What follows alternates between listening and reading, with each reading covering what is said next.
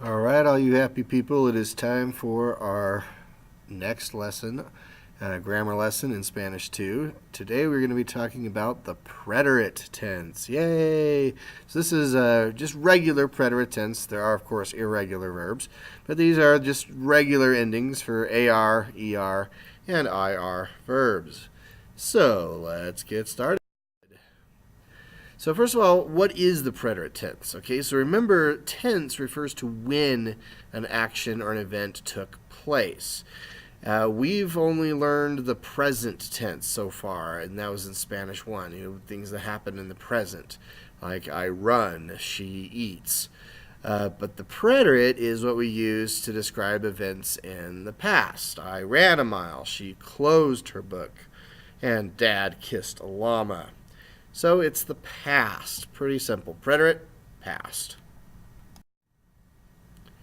So how do we conjugate in the preterite tense? Well, the conjugation procedure is the same that we use in the present. However, we do have new endings. So just like we learned in the present tense, you drop your AR, ER, or IR ending. And then you've got something new to add, and that, of course, depends on the subject of your sentence. So we do have a new set of endings, and we have to use these endings because that indicates when we're reading Spanish or whatever that it happened in the past and not the present, whatever action it is or verb that we're looking at. So here are your preterite endings for AR verbs. You do need to memorize them. They will be on the test. And notice that we have a couple with accents here. Those are important. I will dock you if you forget your accents. Okay, so here we go. We have the yo form, and that is tú, haste. Ella, usted is o. Then we have nosotros, which is hamos. Vosotros is hastes. We won't use that much. I'm not going to test you on vosotros, but it's good to know. And then we have ellos, ellas, ustedes is aron.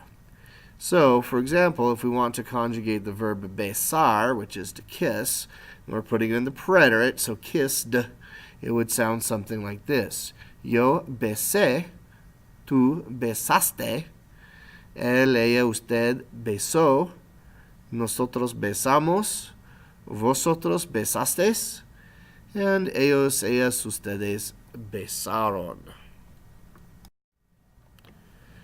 All right, so let's take the verb gritar and put it in the preterite tense. I'll just read through these sentences so you can hear how they sound. Yo grité en el pasillo. Tú gritaste en el pasillo. Ella gritó en el pasillo. El chivo gritó en el pasillo. Usted gritó en el pasillo. Nosotros gritamos en el pasillo. Marta y yo gritamos en el pasillo. Marta y Sara gritaron en el pasillo. Y ustedes gritaron en el pasillo. So, as you can see, those are the endings, just with conjugating gritar here, which means to scream. Speaking of screaming, it is now your turn. We will have some questions pop up here that you need to answer. Good luck. Okay, so those were the AR verb conjugations. Hopefully they weren't too bad for you and you were able to do well on your little assignment there. Now we're going to continue with ER and IR verbs. Now they do have a whole new set of endings than AR, but the good news is that ER and IR verbs share these endings. So you don't have like AR verbs, ER verbs, and IR verbs that all have different endings. Just your AR endings are different versus your ER and IR endings. All right, so here's your ER and IRs. Notice that pretty much all we did was replace the E's and stuff with I's.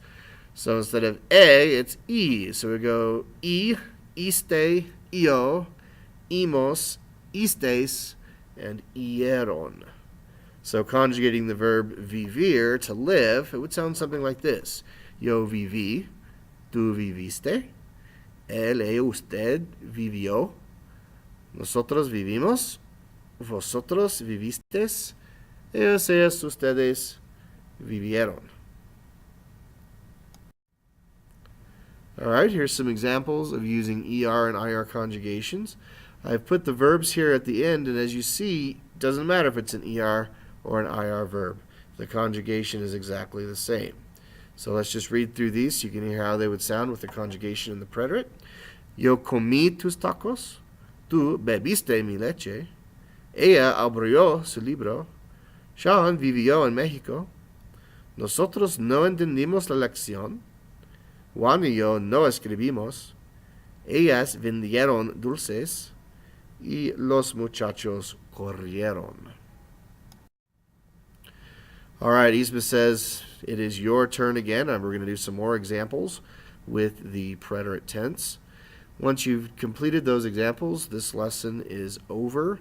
Now, I recommend that you go through this, watch this video as many times as you need in order to get 100% on your quiz. That is the goal. The more you watch this, the more you'll understand it. So, good luck.